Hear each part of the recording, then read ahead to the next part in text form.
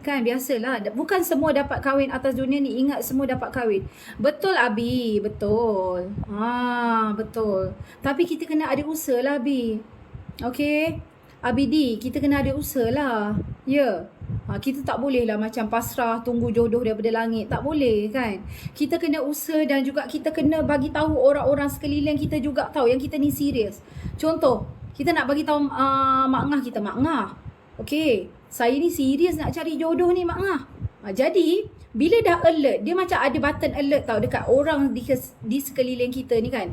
Macam ada button alert. Kalau dia tahu, oh anak saudara aku ni mencari jodoh ni kan. Jadi kalau dia tiba-tiba terlintas, oh ada anak kawan ni nak kenal kan.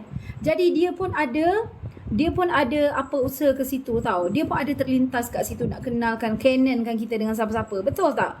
Okay? Biasalah sahabat-sahabat pencarian.